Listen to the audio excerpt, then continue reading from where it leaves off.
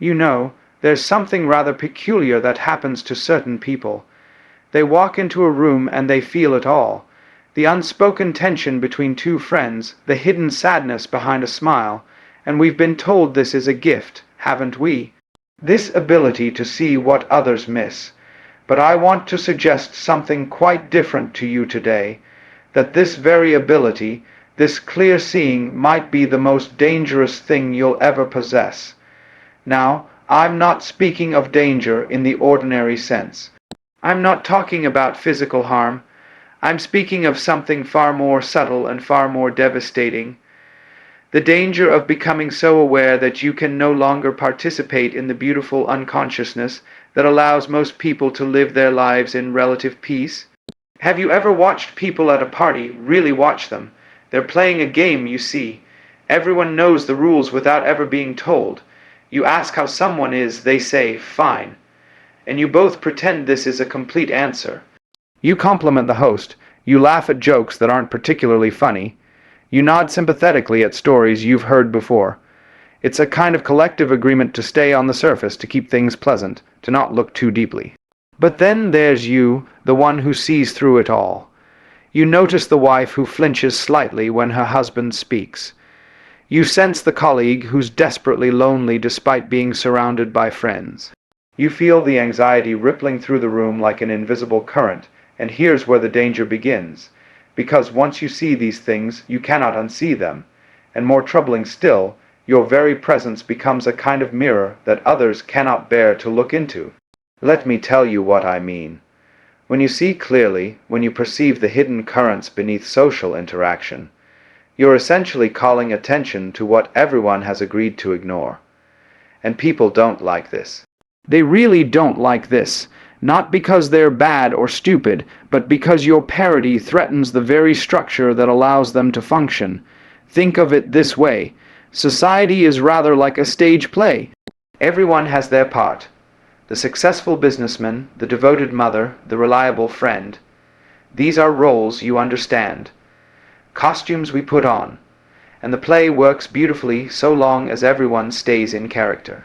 But you, with your penetrating awareness, you're like an audience member who stands up in the middle of the performance and shouts.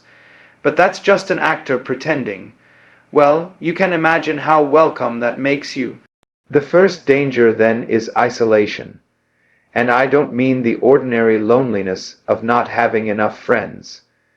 I mean something far more profound. The isolation of living in a completely different reality from everyone around you.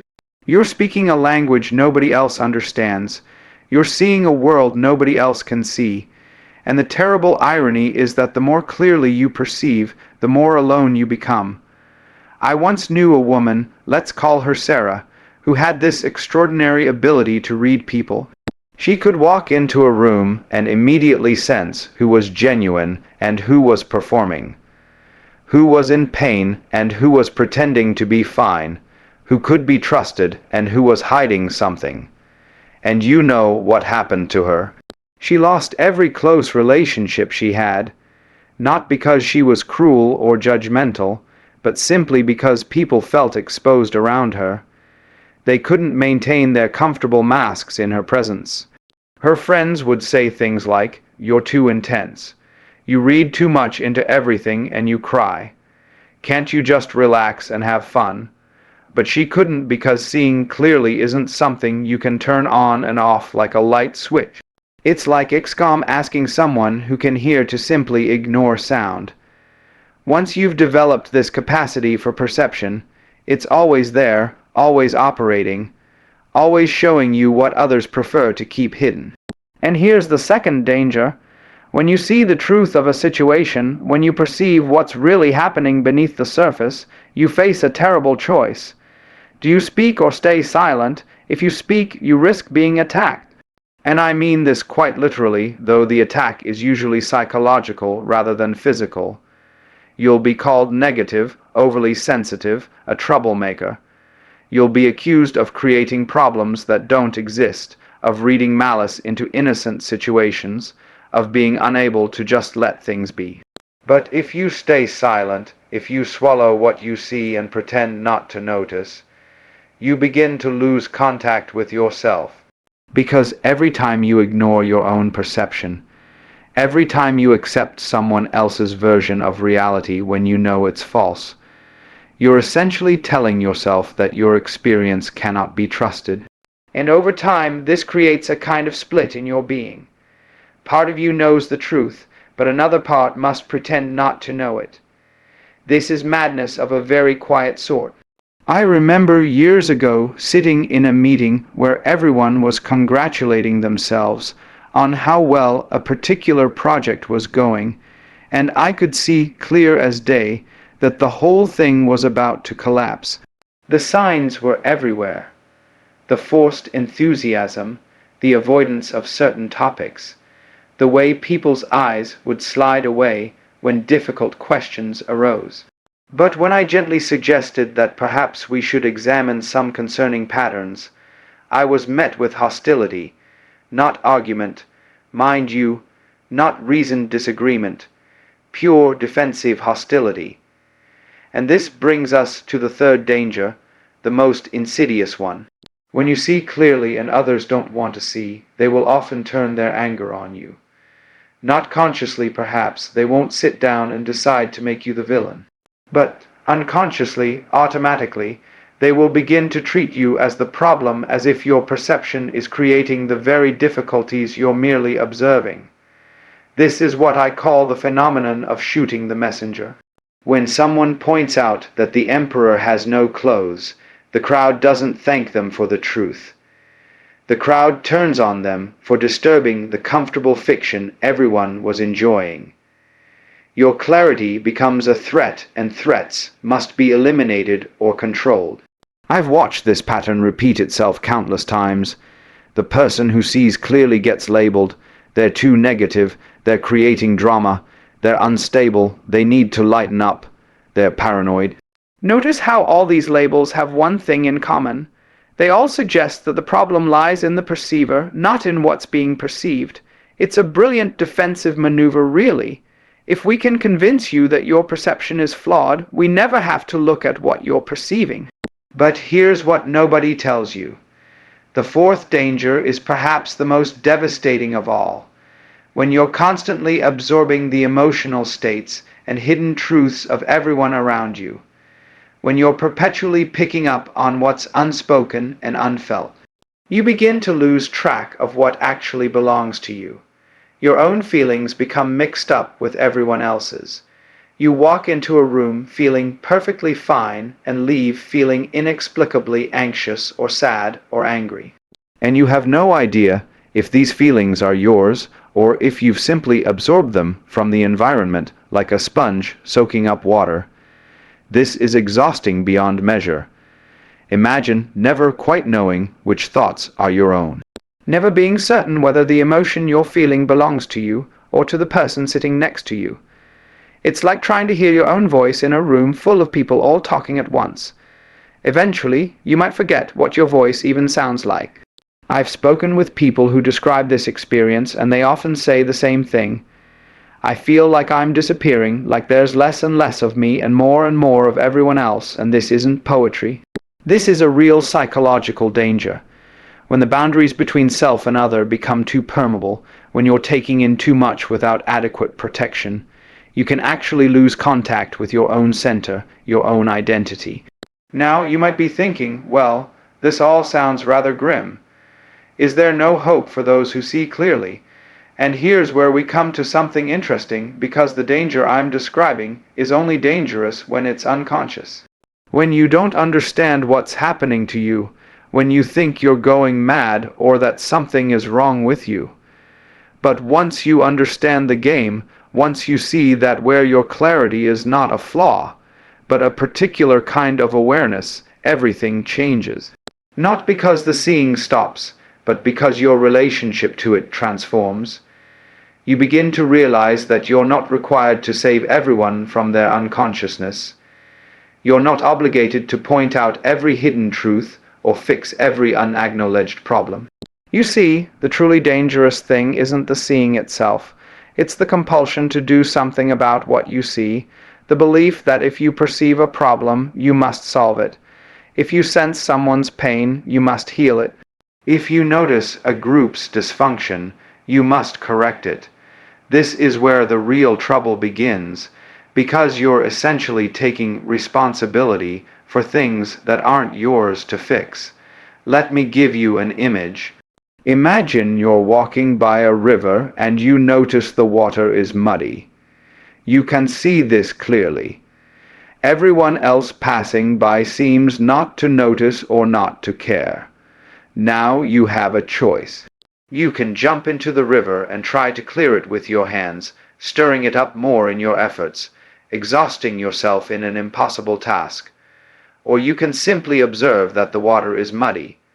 Perhaps make a note that it might be wise to wait before drinking from it and continue on your way. The water will clear itself when the conditions are right. Your frantic stirring won't help. In fact, it will make things worse. This is the wisdom that must accompany clear seeing. The understanding that not everything you perceive requires your intervention. But here's the paradox. Once you stop trying to fix everything you see, once you relax into simply being aware without the compulsion to change or control, your perception often becomes even clearer. And more than that, people begin to feel safer around you because you're no longer unconsciously demanding that they see what you see or change to accommodate your awareness. Think of it like this.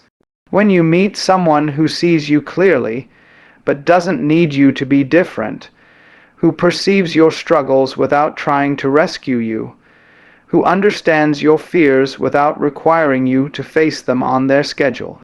How does that feel? It feels like freedom, doesn't it? Like you can finally breathe. This is what clear seeing can become when it's integrated properly. Not a weapon you use against others' unconsciousness, but a gift you offer through your presence. You see them completely, and in that seeing you allow them to be exactly as they are. This doesn't mean you approve of everything or pretend problems don't exist. It means you've stopped making their unconsciousness your personal project. I want to be very clear about something. I'm not suggesting you become cold or indifferent. I'm not proposing that you stop caring about people or turn away from genuine suffering. What I'm suggesting is that there's a difference between compassionate awareness and compulsive fixing, between seeing clearly and making yourself responsible for what you see. The danger of seeing what others don't lies not in the perception itself, but in what you do with it. If you use it to separate yourself, to feel superior, to justify your isolation, then yes, it becomes dangerous. If you use it to attack others for their blindness, to shame them for not seeing, to punish them for their unconsciousness, then yes, it destroys relationships and leaves you alone. But if you can hold your clarity lightly, if you can see without grasping, perceive without controlling, understand without demanding, then your awareness becomes something entirely different. It becomes a space in which others can gradually wake up at their own pace, in their own time, without being forced or pushed or judged.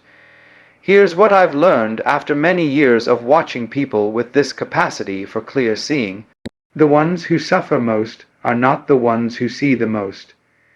They are the ones who haven't learned to protect themselves while seeing. They are the ones who absorb everything without filtration, who take on every burden they perceive, who exhaust themselves trying to wake up a world that isn't ready to wake up. The ones who thrive, who manage to use their perception without being destroyed by it, they've learned something crucial. They've learned to be in the world but not of it. They can see clearly without being consumed by what they see. They can perceive deeply without losing themselves in others' experiences. They maintain what you might call a conscious distance, not the distance of cold withdrawal, but the distance of healthy boundaries.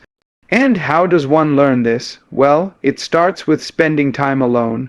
Real time, not just physical solitude, but psychological solitude. Time where you're not taking in anyone else's emotions or thoughts or problems. Time where you can settle, like that muddy water we talked about, until you can see clearly which feelings are actually yours and which ones you've been carrying for others. It continues with learning to trust your perception without being controlled by it. Yes, you see that your friend's marriage is in trouble. Yes, you sense that your colleague is deeply unhappy. Yes, you feel the dysfunction in your family system. All of this may be absolutely true, but the question is not whether you see it correctly. The question is what you're going to do with this information. And sometimes, often, actually, the wisest thing to do is nothing at all except hold the space for truth to eventually emerge on its own. This doesn't make you passive or uncaring. It makes you wise because you understand that people change when they're ready to change, not when you need them to change. Problems get solved when the conditions are right, not when you've decided it's time for them to be solved. And consciousness develops at its own pace, which is almost never as fast as you'd like. So, here we are at the heart of it. The danger of seeing what others don't is real. It can isolate you, exhaust you, turn you into a target for others' defensive anger, and cause you to lose contact with your own center, but it doesn't have to. Not if you learn to carry your awareness consciously. Not if you develop the strength to see without the compulsion to fix. Not if you can remain true to your perception while allowing others to remain true to their own process of waking up. The gift and the curse are the same thing. The question is only whether you'll learn to handle the gift with enough wisdom that it doesn't become a curse. Whether you'll develop the patience and the boundaries and the self-knowledge necessary to be clear without being crushed by your own clarity. And perhaps most importantly, whether you'll find others who can see as you see because they exist. You know, other people who live in this odd space of perceiving more than most, of sensing what's hidden, of knowing what's unspoken. When you find these people, when you can finally be fully seen by someone who doesn't need you to be less perceptive, to feel comfortable, that's when the danger begins to transform into something beautiful because you realize you're not alone. After all, you're not crazy, you're not broken. You're simply awake in a world that mostly sleeps. And there are others who are awake, too. And together, without force or pressure or urgency, you can hold space for consciousness to gradually spread like dawn breaking slowly over a sleeping city. This is the hope within the danger, that your clear seeing, when held wisely, becomes not a burden you carry alone, but a light you offer to others gently, patiently, allowing them to approach it when they're ready. If they're ever ready, and if they never are, well, that's their right. Your job isn't to wake them up. Your job is simply to remain awake yourself, to keep seeing clearly while learning to live peacefully with what you see. The danger is real, but so is the possibility. The possibility that you learn to be conscious without being consumed, that you'll see deeply without drowning in what you perceived, that you'll carry your awareness as a gift rather than a curse. And that, my friends, that is the art of living with eyes wide open in a world that prefers to keep them closed.